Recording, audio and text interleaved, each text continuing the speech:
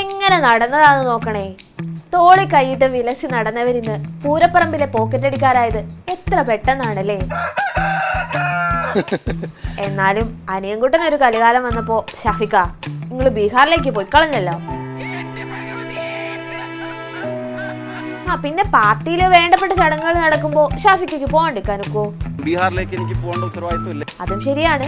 ഞാൻ പോണ്ടേ? അതെ പോകണ്ടേ. പിന്നെ അനിയൻകുട്ടൻ തോണ്ട് കറക്റ്റ് ടൈമിൽ ഇവിടെ കിടന്ന് വെള്ളം കുടിക്കായിരുന്നു.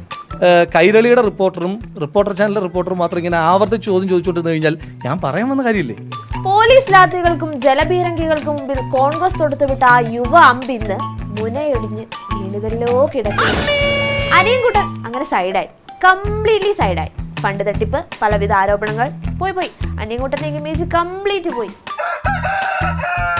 Who cares? വേറൊരു വായിന്ന് എന്നത് പുറത്തു വീണോ കാര്യം കൈ നിൽക്കൂലെന്ന് മനസ്സിലാക്കി ഷാഫിക്ക അന്ന് എന്നെ പൊടി തട്ടി. നാടായ നാടൊക്കെ ഷാഫിക്കാനെ തിരക്കി. നട്ടതും നനച്ചതും വളർത്തിയതും ഒക്കെ ഇക്കായിരുന്നല്ലോ. കുഞ്ഞനിയന്റെ കുസൃതി തരങ്ങൾ കുറച്ചൊക്കെ അറിയായിരുന്നെങ്കിലും ഇത്രയ്ക്കൊരു വിഷവൃക്ഷമായി മാറിയത് ഈ അടുത്ത് പുറത്തു വന്ന ചില സ്ക്രീൻഷോട്ടുകൾ ഇറങ്ങിയപ്പോഴായിരിക്കും ഷാഫിക്കെ അറിഞ്ഞിട്ടുണ്ടാവുക. അതുകൊണ്ടാണല്ലോ ഗാർഡിയന്റെ എക്സ്പ്ലനേഷൻ കിട്ടാതെ ഓടിക്കളഞ്ഞത്.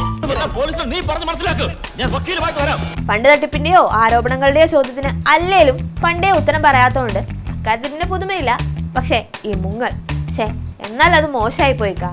കഷ്ടകാലം വരുമ്പോ അല്ലേ കൂടെ നിൽക്കണ്ടേ, ആ സമയത്ത് മുങ്ങിക്കളഞ്ഞു. എന്നിട്ടാണ് ഇപ്പൊ കാണാണ്ടിരുന്ന് കണ്ടപ്പോഴോ തള്ളാനും പറ്റത്തില്ല, സപ്പോർട്ട് ചെയ്യാനും പറ്റത്തില്ല. അതങ്ങനെ വളഞ്ഞു തിരിഞ്ഞ് എന്തൊക്കെയോ പറഞ്ഞിട്ടൊരു ഒറ്റ ഓട്ടായിരുന്നു. പാവം കോൺഗ്രസ് അല്ലേ. ഒരു വശത്തുനിന്ന് പ്രശ്നങ്ങൾ ഇങ്ങനെ ഒതുക്കി വരുമ്പോ അനിയനായും മകനായും ഒക്കെ കണ്ട് തലയെ കയറ്റി വെച്ച് ഇങ്ങനെ അഴിക്കാൻ പറ്റാത്ത ഓരോ കുരുക്കുമായിട്ട് വരുന്ന അവസ്ഥയും. എന്നാലും ഇക്ക കൈവിട്ടിട്ടൊന്നും ഇല്ല കേട്ടോ, കൂടെ ഉണ്ടേ.